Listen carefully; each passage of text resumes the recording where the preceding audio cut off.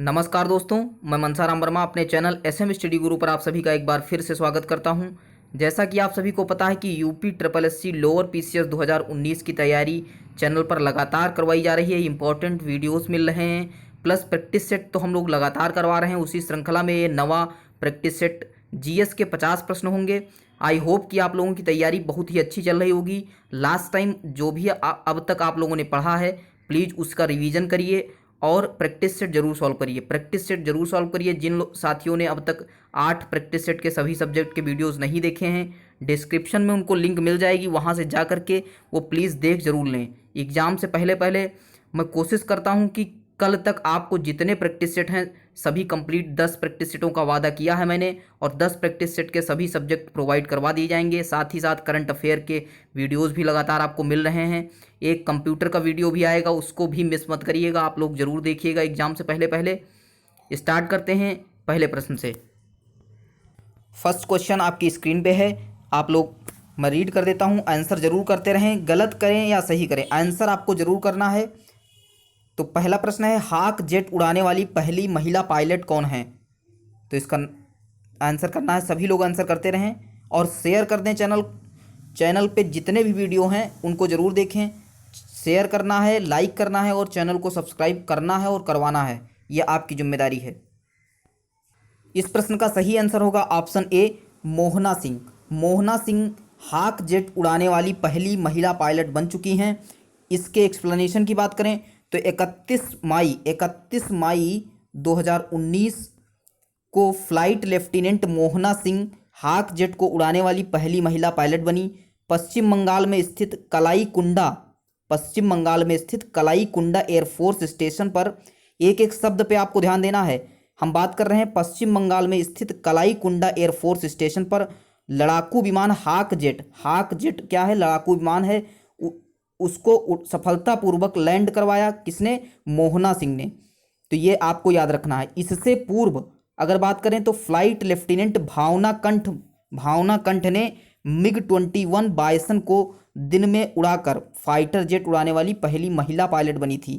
तो इस प्रकार आपका ये प्रश्न क्लियर हुआ। नेक्स्ट प्रश्न है, मई 2019 में आरबीआई ने किसकी अध्यक्षता में आवास वित्त प्रतिभूतिकरण बाजार के विकास पर एक समिति का गठन किया है?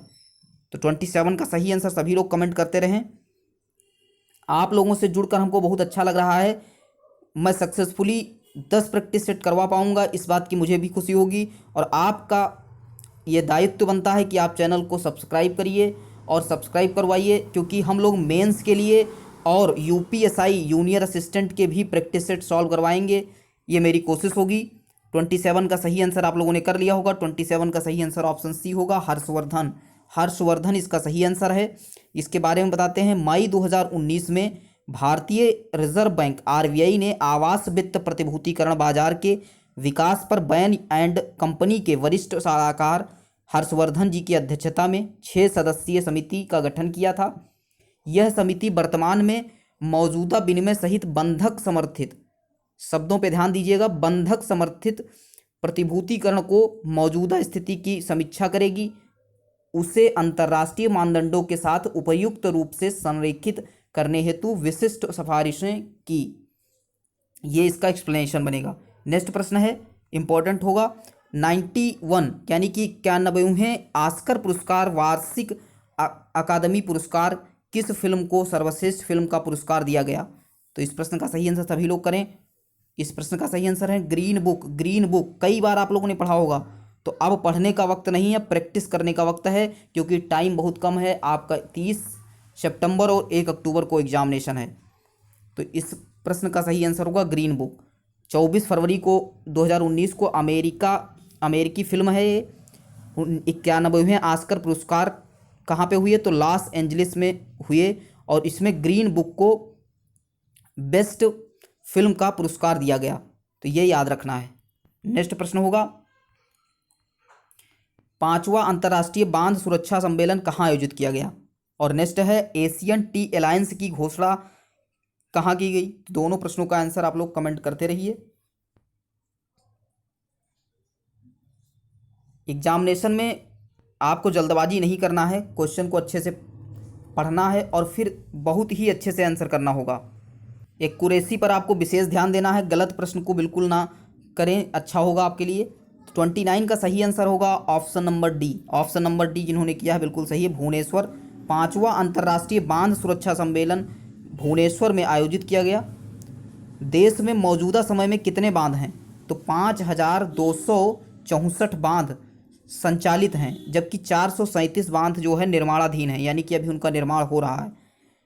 एशियन टी अलायंस के गठन की घोषणा कहाँ की गई? तो इसका सही आंसर होगा ऑप्शन ए, नई दिल्ली में। नई दिल्ली में की गई, सॉरी, गोईझाओ इसका सही आंसर होगा। एशियन टी अलायंस के गठन की घोषणा कहाँ की गई? तो गोईझाओ में की गई। ये कहाँ पे है? तो ये भी बताते हैं। यह चीन का एक शहर है गोईझाओ, यहाँ पे टी अलायंस हुई है, चाय के लिए समझौता हुआ है। तो इसमें कौन कौन शामिल हुआ? तो हम बात करते हैं, इंडियन टी एसोसिएशन शामिल हुआ, चाइना टी एसोसिएशन शामिल हुआ, श्रीलंका टी बोर्ड शामिल हुआ, इंडोनेशिया टी मार्केटिंग एसोसिएशन शामिल हुआ और centre T association of Japan. इस प्रकार 5 जो है देशों ने प्रतिभाग किया। तो इसको भी आपको याद रखना होगा। नेक्स्ट प्रश्न है, मई 2019 में भारत एवं ऑस्ट्रेलिया के मध्य संपन्न 5वां अंतर्राष्ट्रीय एक दिवसीय मैच की श्रृंखला में किसे प्लेयर ऑफ द सीरीज चुना गया? इंपॉर्टेंट होगा प्रश्न, सभी लोग आंसर करेंगे। 31 का सही आंसर। क्रिकेट से क्वेश्चन जरूर पूछे जाते हैं, ये आप ध्यान कर लीजिए। 31 का ए ऑप्शन बिल्कुल सही है, उस्मान ख्वाजा बिल्कुल सही आंसर है। उस्मान ख्वाजा ऑस्ट्रेलियाई बल्लेबाज हैं और इन्होंने 383 रन, सर्वाधिक रन बनाए, इसलिए प्लेयर ऑफ द सीरीज चुना गया इनको। नेक्स्ट प्रश्न होगा, अप्रैल 2019 में संयुक्त राष्ट्र जनसंख्या कोष UNFPA द्वारा जारी स्टेट ऑफ वर्ल्ड पॉपुलेशन 2019 नामक रिपोर्ट के अनुसार विश्व की जनसंख्या 2019 में कितनी होगी? तो 2019 में कितनी होगी ये बताना है। UNFPA के द्वारा जो है ये जारी की गई रिपोर्ट। तो 32 का सही आंसर होगा ऑप्शन सी, 7,715 मिलियन बताया गया है। अब UNFPA का फुल फॉर्म एक बार बता देते हैं। तो इसका फुल फॉर्म होगा the United Nations population fund.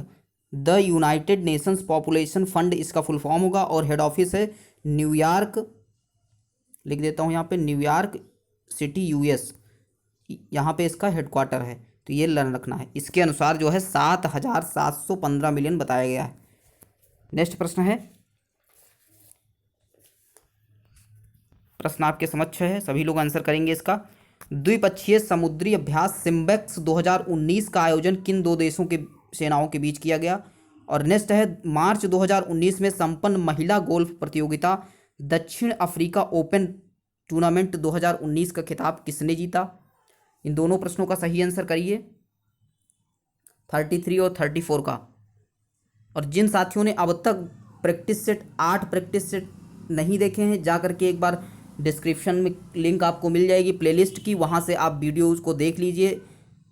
Last time preparation का अच्छा ये मौका है, आप लोग इसको बिल्कुल, जो भी साथी कर रहे हैं, साथी आपके तैयारी कर रहे हैं, उनको आप शेयर भी कर दीजिए। तो 33 और 34 का सही आंसर डी और ए होगा, यानी कि डी इसमें होगा और ए इसमें होगा।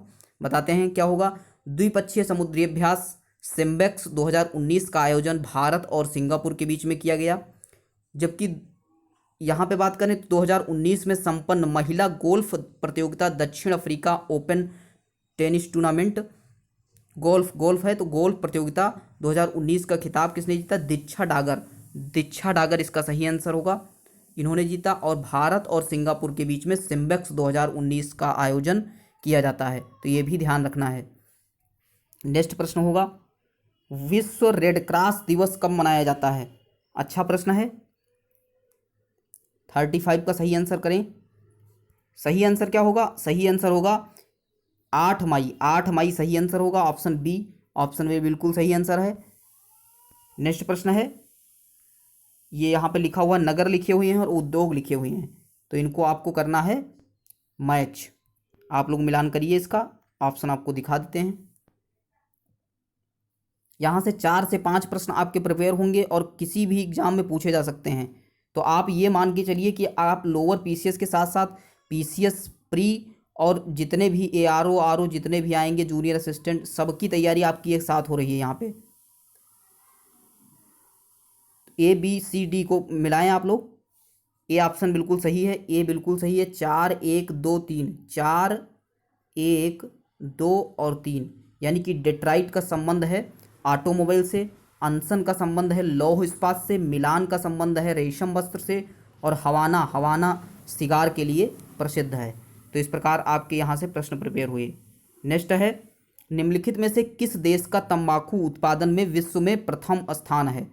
और नेक्स्ट है, निम्नलिखित में से विश्व वायुमंडल की किस परत में ओजोन परत स्थित है। तो दोनों प्रश्न बहुत ही इंपॉर्टेंट है आपके एग्जाम के लिहाज से। सही आंसर आप लोग करते रहिए। 37 और 38, 37 का सही आंसर होगा ऑप्शन डी।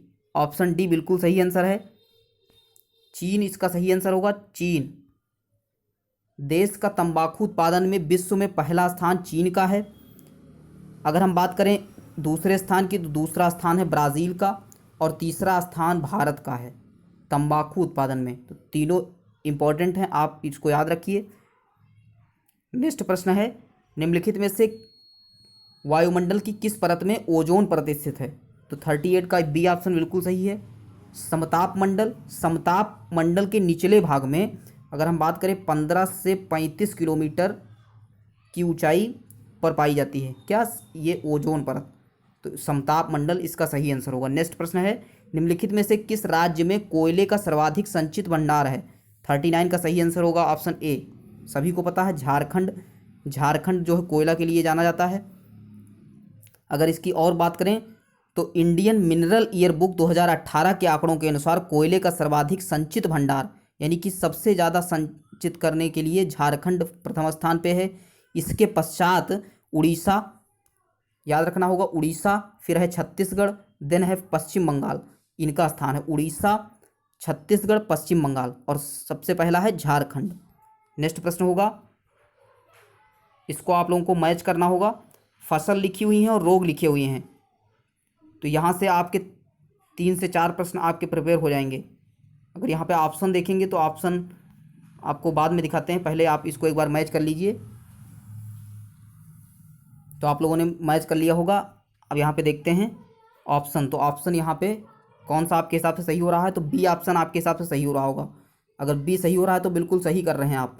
3 4 1 2, 3 4 1 2, तो मिलाते हैं 3 4 1 2 को, 3 4 और 1 और 2, यानी कि अरहर, अरहर फसल में झुलसा रोग लगता है।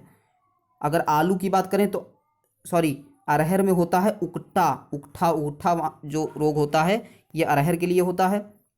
अगर नेक्स्ट बात करें आलू, आलू के लिए झुलसा होता है। और गन्ना, गन्ना के लिए होता है रेड राट, रेड रॉट नामक बीमारी जो होती है गन्ना में होती है। मटर में बुकनी होती है, बुकनी नामक रोग होता है।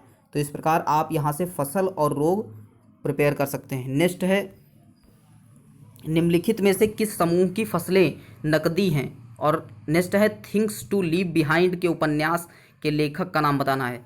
दोनों प्रश्न आपके लिए इंपॉर्टेंट होंगे,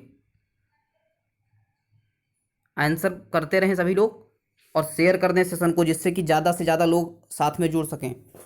41 का सही आंसर होगा ऑप्शन डी। ऑप्शन डी बिल्कुल सही है, यानी कि जूट, गन्ना और कपास, जूट, गन्ना और कपास ये सब क्या है, नकदी फसलें हैं। इनको हम जो है बेच कर पैसा कमाते हैं।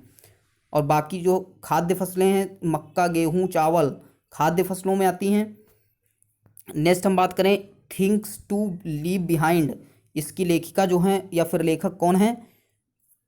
तो 42 का सही आंसर होगा ऑप्शन बी। ऑप्शन बी बिल्कुल सही, नमिता गोखले, नमिता गोखले की ये रचना है things to leave behind. Next प्रश्न है, द एक्सीडेंटल प्राइम मिनिस्टर, बहुत ही चर्चा में रही है बुक और बहुत इंपॉर्टेंट बुक है। औद्योगिक उत्पादन सूचकांक का आधार वर्ष। तो इन जितने भी प्रैक्टिस सेट हैं, 10 प्रैक्टिस सेट सॉल्व करने के बाद आप बहुत ही कॉन्फिडेंट महसूस करेंगे और कोई भी टॉपिक ऐसा नहीं बचेगा जिससे आपका रिवीजन ना हो पाए। सारे टॉपिक इसमें जो है मेंशन किए गए हैं। 43 44 का सही आंसर करें सी और बी, सी और बी सही होगा, सी इसमें सही होगा, बी इसमें सही होगा। द एक्सीडेंटल प्राइम मिनिस्टर ये पुस्तक है, इसके लेखक हैं संजय बारू। संजय बारू जो पूर्व प्रधानमंत्री डॉक्टर मनमोहन सिंह थे उनके ऊपर आधारित है ये book, the accidental prime minister. Sanjay बारू इसके लेखक हैं। औद्योगिक उत्पादन सूचकांक में जो आधार वर्ष था वो 2011-12 था, बी ऑप्शन था सही इसका, 2011 और 12 आधार वर्ष के रूप में रहा। नेक्स्ट प्रश्न है, निम्नलिखित में से कौन एक महारत्न कंपनी नहीं है? नेक्स्ट है, आर्थिक समीक्षा 2018-19 के अनुसार भारत में सेवा क्षेत्र की वृद्धि दर 2017-18 के 8.1% से कम होकर 2018-19 में कितना रह गई? तो 45 और 46 का आंसर आप लोग करिए। ऐसे प्रश्न यूपी SSS जरूर पूछता है, तो इसके बारे में हम पूरी जानकारी देंगे, आप आंसर करिए। डी और बी, डी सही होगा इसमें और बी सही होगा इसमें, यानी कि एचपीसीएल महारत्न कंपनी नहीं है, एचपीसीएल महारत्न कंपनी नहीं है, ये एक नवरत्न कंपनी है, तो ये भी याद रखना होगा, ये नवरत्न कंपनी है। और जितने भेल, गेल, एनटीपीसी ये सब क्या हैं? महारत्न कंपनियां हैं, महारत्न कंपनियां हैं। अगर हम महारत्न कंपनियों की बात करें तो 8 महारत्न कंपनियां हैं, अभी प्रेजेंट में 8 महारत्न कंपनियां हैं। भेल है और है बीपीसीएल, और नेक्स्ट है सीआईएल यानी कोल इंडिया लिमिटेड, गेल है और नेक्स्ट है IOCL Indian oil corporation limited, ONGC और एनटीपीसी, और लास्ट में है सेल। सेल को भी जो है महारत्न कंपनी के अंडर में रखा गया है। तो इस प्रकार 8 महारत्न कंपनियां हैं और ये एचपीसीएल क्या है? नवरत्न कंपनी है। 46 का आंसर होगा ऑप्शन बी। तो 46 में क्या है?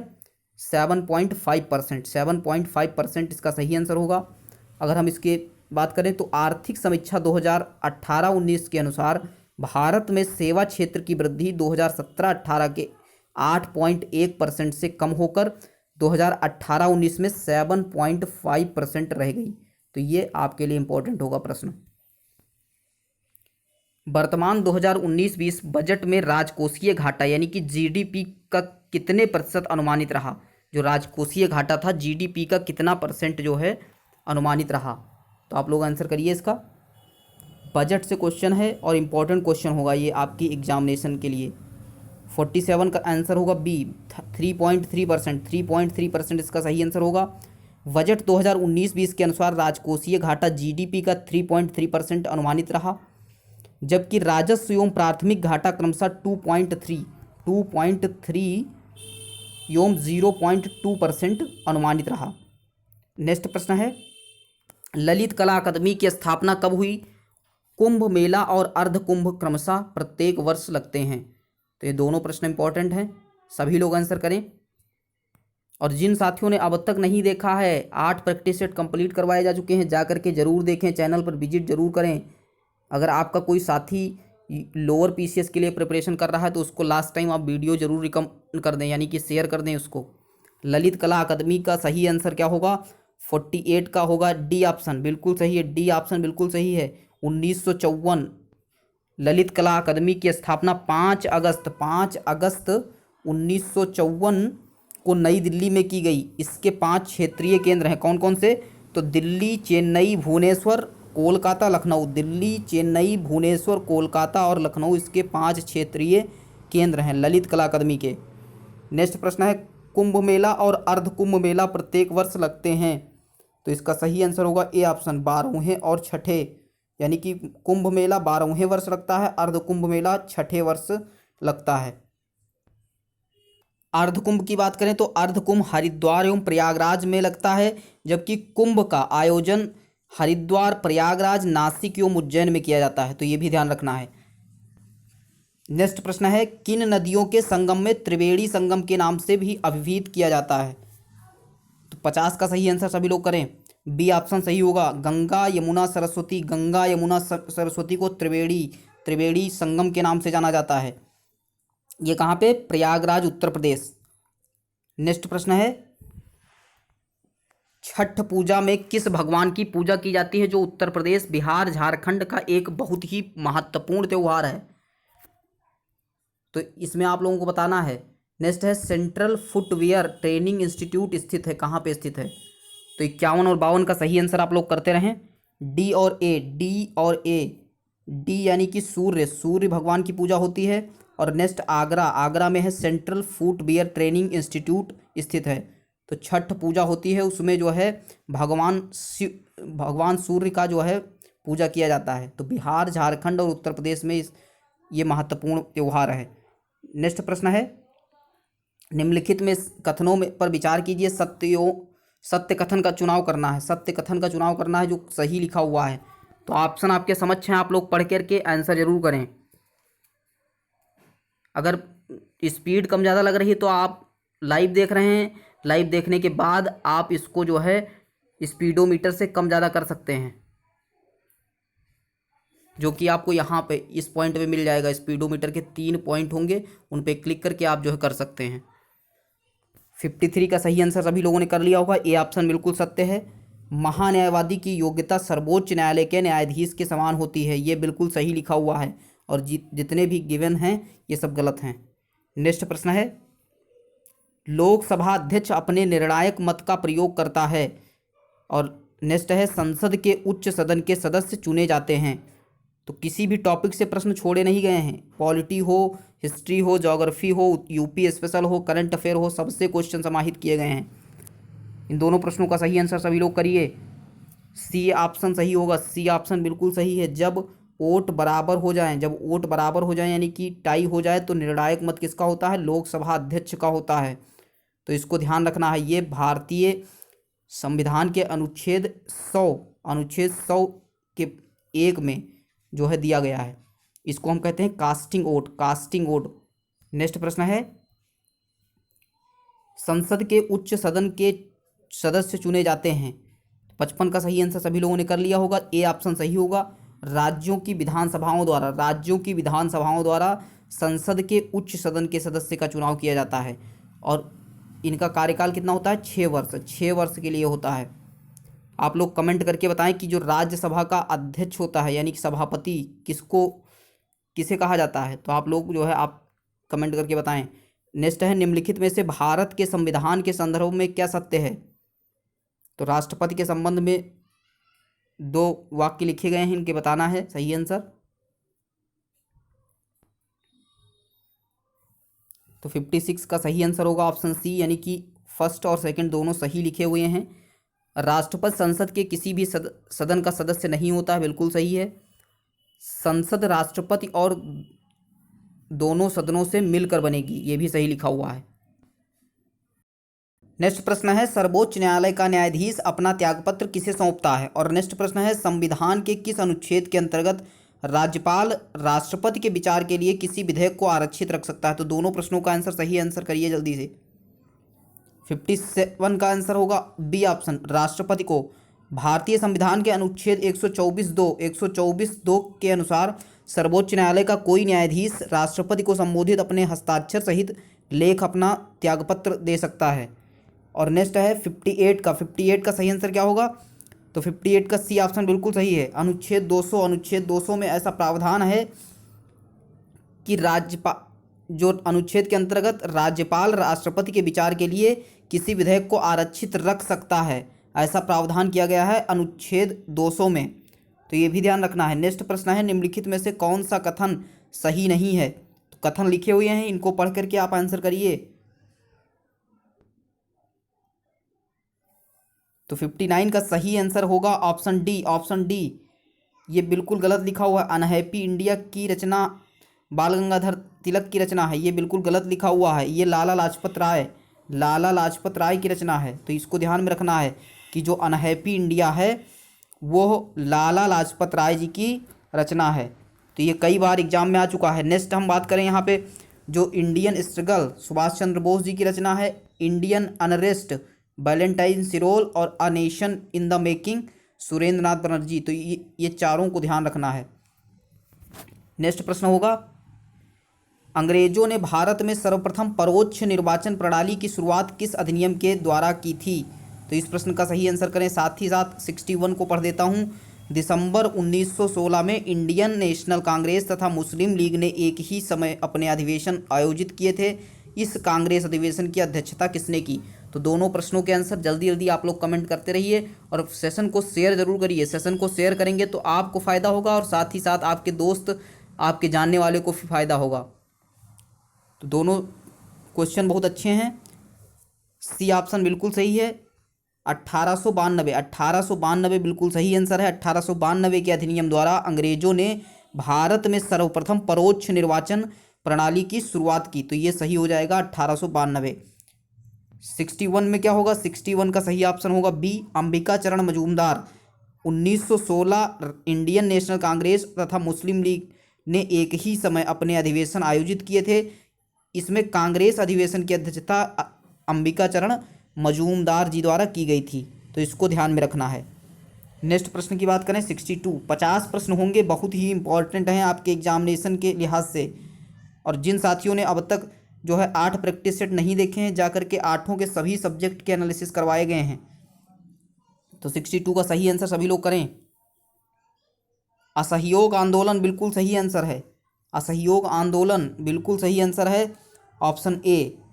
जिस समय गांधी जी भारत आए थे 1915 में, कब आए थे? तो 1915 में।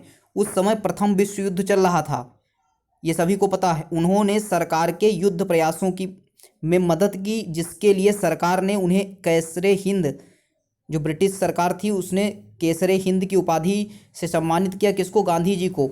लेकिन गांधी जी ने इस उपाधि को असहयोग आंदोलन के आरंभ होते ही वापस कर दिया। तो ये ध्यान रखना है, कई बार एग्जाम में आ चुका है ये प्रश्न। निम्नलिखित में से किस सिख गुरु ने पंजाब में अमृतसर नगर को स्थापित किया? और नेक्स्ट प्रश्न है, शिवाजी के साम्राज्य की राजधानी क्या थी? दोनों प्रश्नों के आंसर जल्दी जल्दी कमेंट करिए। 63 का सही आंसर होगा ऑप्शन डी। ऑप्शन डी बिल्कुल सही है। जिन्होंने ऑप्शन डी किया है बिल्कुल सही है। चौथे गुरु थे रामदास। चौथे गुरु रामदास के समय में मुगल बादशाह अकबर ने अब उन्हें जो है 500 बीघे ज़मीन जो है दान में दे दी थी, जिसमें एक प्राकृतिक तालाब था। उनको और उनकी पत्नी बीबी भानी, जिनका नाम था बीबी भानी, को अकबर द्वारा प्रदान किया गया था। जो भूमि थी ये अमृतसर नामक शहर है। यहीं पे जो 500 बीघे ज़मीन दान में दी थी अकबर ने, वही जो है अमृतसर वहाँ पे बसा हुआ है। तो इसको ध्यान रखना है। ये चौथे गुरु थे, चौथे गुरु थे। नेक्स्ट प्रश्न है, शिवाजी के साम्राज्य की राजधानी थी? तो 64 का सही आंसर होगा रायगढ़। रायगढ़ जो है शिवाजी की साम्राज्य की राजधानी थी। 1674 ईस्वी में शिवाजी ने अपना राज्याभिषेक करवाया तथा छत्रपति की उपाधि धारण की एवं रायगढ़ को अपनी राजधानी बनाया। तो ये भी जानकारी आपके लिए इंपॉर्टेंट होगी। नेक्स्ट प्रश्न की बात करें। प्रश्न है, मत विलास प्रहसन एक संस्कृत नाटक है, इस नाटक की रचना किसने की? और नेक्स्ट है, चोल साम्राज्य का संस्थापक कौन था? दोनों सी ऑप्शन महेंद्र वर्मन सही होगा, महेंद्र वर्मन। मत विलास प्रहसन एक संस्कृत नाटक है, इसके लेखक पल्लव नरेश महेंद्र वर्मन ने किया था। इसमें तत्कालीन सामाजिक एवं आर्थिक जीवन के बारे में विवरण मिलता है। तो आप इसको महेंद्र वर्मन ही होगा इसका आंसर। मत विलास प्रहसन। चोल साम्राज्य का संस्थापक 66 का ऑप्शन नंबर डी सही होगा, इसका डी होगा। विजयालय कौन थे? चोल साम्राज्य की स्थापना विजयालय ने ही की थी, जो आरंभ में पल्लवों पर का एक सामंती सरदार था। कौन?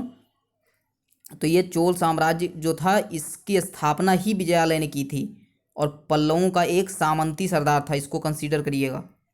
नेक्स्ट प्रश्न होगा, समुद्रगुप्त के प्रयाग प्रशस्ति से उसके सैन्य अभियानों के विषय में जानकारी प्राप्त होती है। प्रयाग प्रशस्ति का रचनाकार कौन था? 67 का सही आंसर करिए सभी लोग। कोई डाउट है तो आप कमेंट करके बता सकते हैं। 67 का सही आंसर होगा हरिशेन। ऑप्शन बी बिल्कुल सही है, हरिशेन। जिन्होंने हरिशेन बताया है बिल्कुल सही बता रहे हैं। प्रयाग प्रशस्ति की रचना समुद्रगुप्त के संधि विग्रही हरिशेन ने संस्कृत भाषा में की थी। इसमें जो है समुद्रगुप्त की विजयों का उल्लेख किया गया है। नेक्स्ट प्रश्न है, 17 जुलाई 2019 को विश्व स्वास्थ्य संगठन के महानिदेशक ने किस देश में इबोला रोग के फैलने के मामले लगातार सामने आने पर इसे अंतर्राष्ट्रीय चिंता वाली सार्वजनिक स्वास्थ्य आपात स्थिति घोषित की? तो 68 का सही आंसर सभी लोग करें। डी ऑप्शन बिल्कुल सही होगा, डी, कांगो लोकतांत्रिक गणराज्य। ये बिल्कुल सही है। 17 जुलाई 2019 को विश्व स्वास्थ्य संगठन यानी कि WHO के निर्देशक कौन थे? Doctor Tedros Adhanom. ये भी इंपॉर्टेंट है। ने क्या किया? कांगो लोकतांत्रिक गणराज्य में घातक इबोला रोग के फैलने के मामले में लगातार आने वाली जो शिकायतें थी उस पर अंतर्राष्ट्रीय चिंता वाली सार्वजनिक स्वास्थ्य आपात स्थिति घोषित कर दी। अगस्त 2018 से ही यह देश इबोला रोग की चपेट में था, यानी कि कांगो लोकतांत्रिक गणराज्य की बात हो रही है। नेक्स्ट है वेबसाइट। वेबसाइट का पहला पृष्ठ क्या कहलाता है? ये कई बार एग्जाम में आ चुका है। तो 69 का सही आंसर सभी लोग करें। ऑप्शन ए बिल्कुल सही है। होम पेज कहलाता है। वेबसाइट का जो पहला पेज होता है उसको हम होम पेज के नाम से जानते हैं। नेक्स्ट प्रश्न की बात करें, क्षेत्रफल के आधार पर पृथ्वी का सबसे बड़ा महाद्वीप कौन सा है? 70 का सही आंसर सभी लोग करें।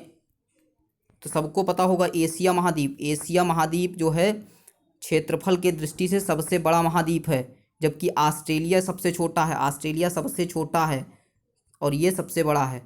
नेक्स्ट है, यहाँ पे मिलान करना है। शब्द लिखे हुए हैं और संबंधित खेल हैं, तो यहाँ से 3 प्रश्न आपके क्लियर होंगे, किसी भी एग्जाम में पूछे जा सकते हैं। 71 का सही आंसर सभी लोग करें।